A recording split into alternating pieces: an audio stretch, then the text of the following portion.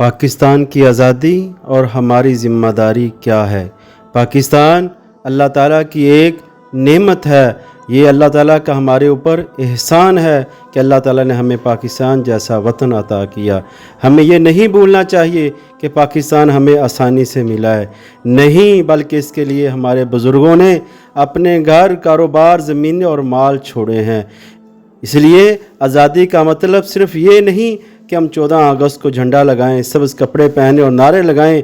असल आज़ादी का तकाज़ा ये है कि हम अपने मुल्क के अच्छे और ज़िम्मेदार शहरी बने। हम झूठ से बचें, धोखा न दें, सफाई का ख्याल रखें, दूसरों के हक़ जो हैं वो अदा करें।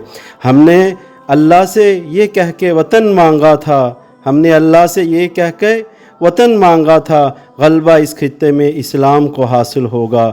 और जब अल्लाह ने हमें पाक वतन बख्श दिया, और जब अल्लाह ने हमें पाक वतन बख्श दिया, इसके हर अहद व पैमां को हमने तोड़ दिया।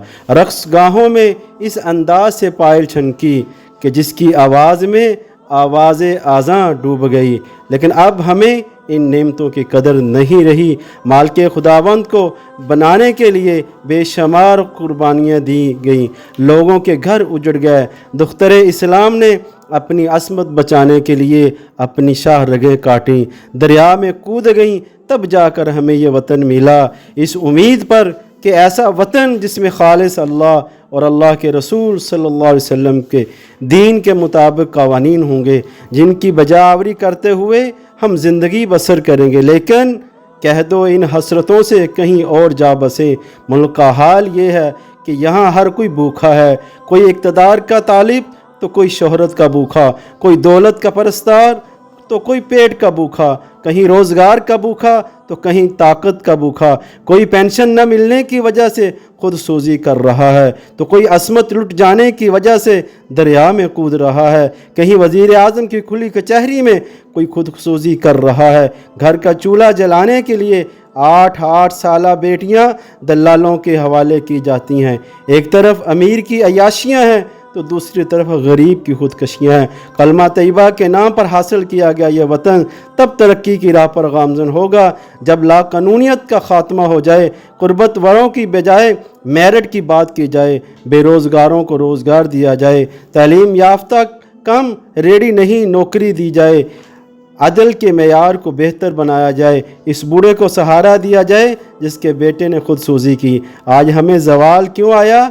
इसलिए कि हम नाच गानों में लग गए। आज दुनिया में जो तरक्की हो रही है वो हमारे कुरान पाक की वजह से ही है।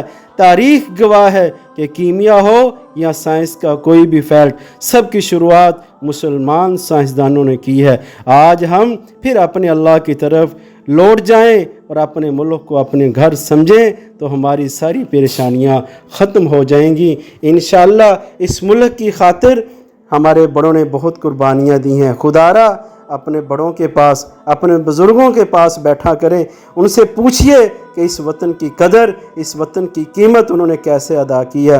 उन्होंने अपने वालिदैन को खोया है, उन्होंने अपने कारोबार को खोया है, अपनी ज़मीनों को छोड़ा है, सिर्फ इस खातिर कि हमें प्यारा वतन पाकिस्तान हासिल हो जाए।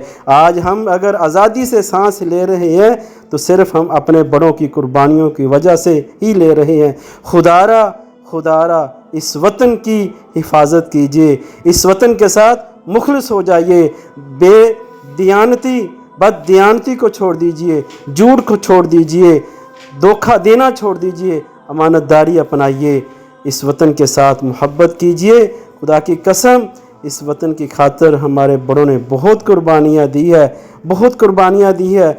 इसका तारीख़ का मुतालिया कीजिए, इतनी कुर्बानियाँ दी हैं कि शायद तारीख़ में आपको ऐसी कुर्बानियाँ कहीं भी ना मिलें।